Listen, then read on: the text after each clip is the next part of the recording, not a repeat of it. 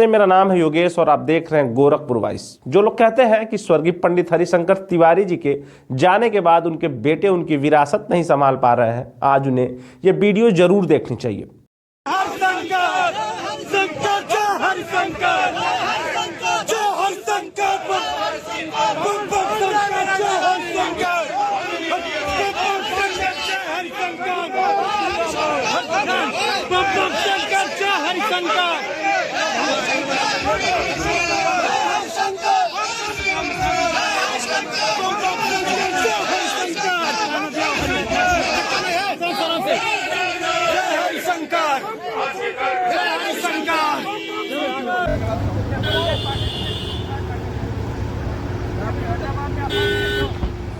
क्योंकि राजनीति सिर्फ कुर्सी का नाम नहीं होती, राजनीति पहचान की होती है, सम्मान की होती है और समाज के भरोसे की होती है।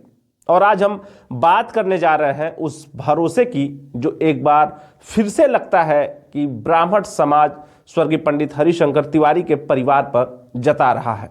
ये हम नहीं कह रहे हैं, ये तस्वीरें कह रही हैं। उत्तर प्रदेश की राजनीति में स्वर्गीय पंडित हरिशंकर तिवारी को सिर्फ एक नेता नहीं बल्कि एक युग माना जाता रहा।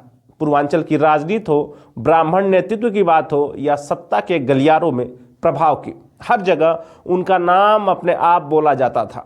लेकिन जैसे ही एक युग थमा, जैसे ही पंडित जी दिवंगत हुए, कुछ लोगों ने जल्दबाजी में फैसला सुना दिया, अब वो विरासत खत्म हो जाएगी, बेटे उस कद के नहीं है, तिवारी परिवार का दौर अब बीत चुका है। लेकिन सवाल उठाना आसान होता है, लेकिन जवाब देना वक्त मांगता है। और वही वक्त अब ऐसा लग रहा है कि जवाब दे रहा है।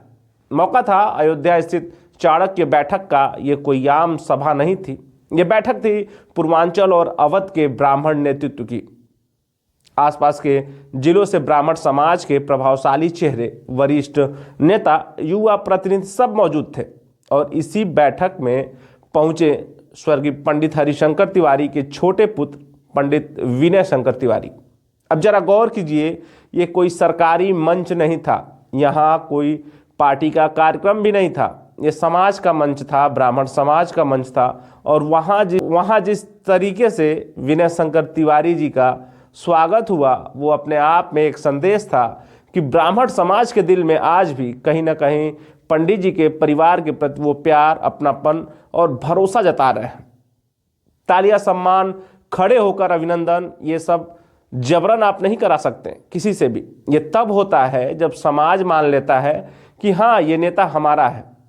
पंडित विनय शंकर तिवारी अपने पिता की तरह ऊंची आवाज नहीं करते, लेकिन उनकी मौजूदगी भी शोर मचाती है। ये विरासत को नारे की तरह नहीं, व्यवहार की तरह जीते हैं। ब्राह्मण समाज में लगातार उनकी मौजूदगी, बैठकों में भागीदारी, सामाजिक मुद्दों पर संवाद, ये सब दिखाता है कि वो सिर्फ तिवारी जी के बेटे नहीं हैं, वो एक उभरते हुए ब्राह्मण नेता हैं। और ये बात अयोध्या की बैठक में खुलकर सामने आई। अब हम बात करते हैं उस बयान की जिसने इस पूरी बहस को जन्म दिया। दरअसल सुल्तानपुर से गोसाईगंज के विधायक अभय सिंह ने कुछ दिन पहले एक इंटरव्यू में कहा था, मैं किसी आजा बाबा को नहीं जानता, आजा बाबा होंगे तुम्हारे। ये टिप्पणी सीधे सीधे स्वर्गीय पंडित हरिशंकर तिवारी और उनके कद पर थी।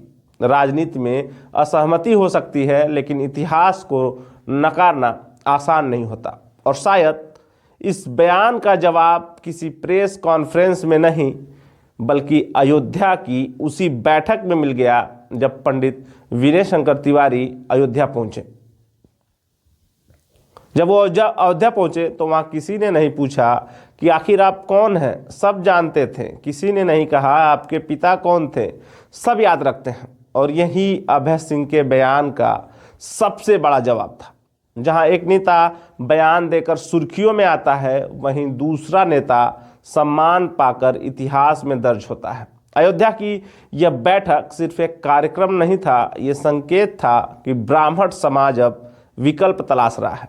वो ऐसे नेतृत्व की ओर देख रहा है जो सम्मान से बात करे और जिसकी जड़ें इतिहास में हो। और पंडित विनय शंकर तिवारी उस भरोसे पर खरे उतरते दिख रहे हैं। तो जो लोग कहते हैं कि तिवारी परिवार विरासत संभाल नहीं पा रहा है, उन्हें यह समझना होगा कि राजनीति में उतार चढ़ाव आते रहते हैं। पंडित विनय शंकर तिवारी जब से जेल गए और जब बाहर आए, तब से कहीं ना कहीं लोगों का जन समर्थन या फिर लोगों में उनके प्रति एक सहानुभूति साफ दिख रही है। और फिलहाल ये साफ दिख रहा है कि पूर्वांचल में ब्राह्मण स्वर्गीय हरिशंकर तिवारी के परिवार पे अपना भरोसा जताते दिख रहा है। फिलहाल अब ये भरोसा कितना सही साबित होता है, ये आने वाले 2027 के विधानसभा चुनाव में देखने को मिलेगा।